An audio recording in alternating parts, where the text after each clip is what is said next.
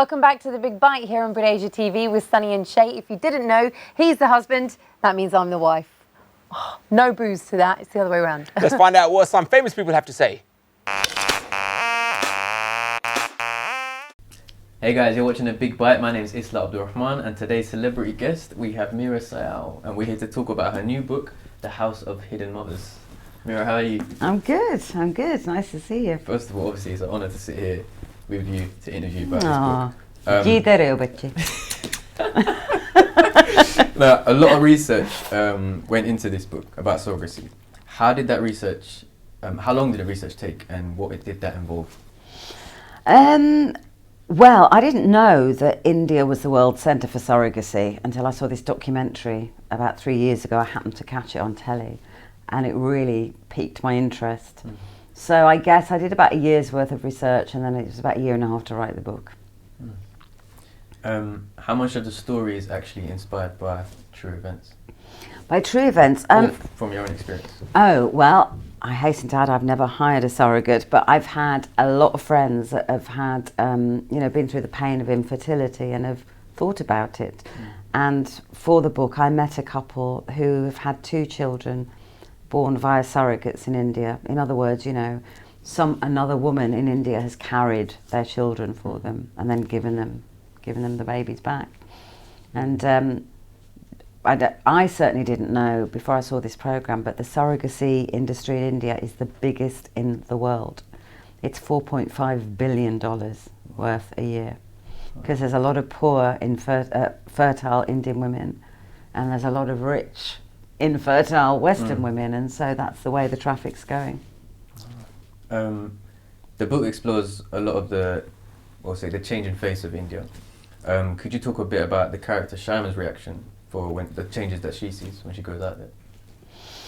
Well, Shyama's a British Indian, so she's been to India before. She's very much like me. She's in a, she's a woman of a certain age. She's desperate for a baby. The only way she can get one is to hire this surrogate called Mala, who we meet later. Like me, I think she's really overwhelmed by how quick India's changing. I go about every 2 years, and honestly, every time I go back, I can't find my way around Delhi. It's like there's a street that wasn't there before. Yeah. There's like a mall that's sprung up here. It's just so fast. It's like a skyscraper city now. And when you were writing for her character, the way, like you just explained, was that from your own experience as well? Yeah, totally. It's like the changes are just so fast, And the last time I went with my parents, my mum was trying to find the house that she spent her childhood in, and she couldn't find it. Oh wow! It was there somewhere, but she said, "This is Karol Bagh, but I don't know where this road came from, where that shop came. I just don't know where I am." Google Maps wasn't working. No, just amazing. So it's kind of scary how quick India's changing. Yeah. And the other thing is, of course, when I was a kid, you'd go with an empty suitcase to India because everything was so cheap. You just go, "Chalo, I'll buy everything there." Yeah, and bring it back. Forget it.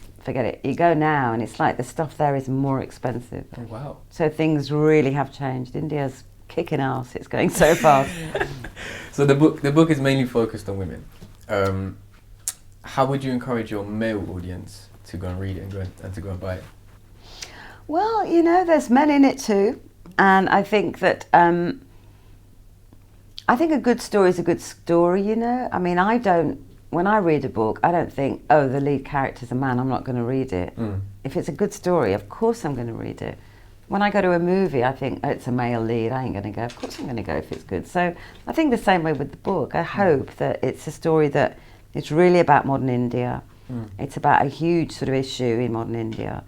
There's also a whole subplot, about the teenage daughter and how she sort of goes back to India and finds her roots. There's another subplot about the grandparents who've had their flat stolen by the father's brother, so they've got to go back and try and get the flat back, and which is a really common problem for a lot of our parents.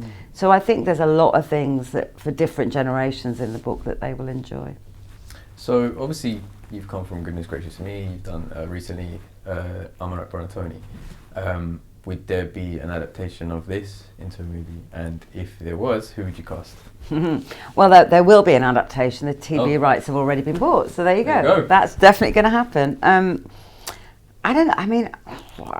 Gosh, I don't know. Who would you cast? Your dream cast? Well, I think Indira Varma would be really good as Sharma, maybe. I can't remember the actress's name in Lunchbox. Do you know her name? No.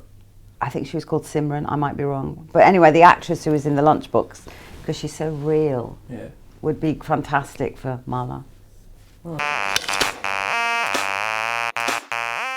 Now, if you would like to win a signed copy of The Hidden Mothers, you have to answer the following question, which is... Question is, in goodness gracious me, what is the name of the Bollywood gossip columnist that I play? Good question. I don't think I remember. I'll give you a clue. That's the only clue. A clue. I have to say, it was wonderful interviewing you. I can't wait to stick into this book. Thank you very much.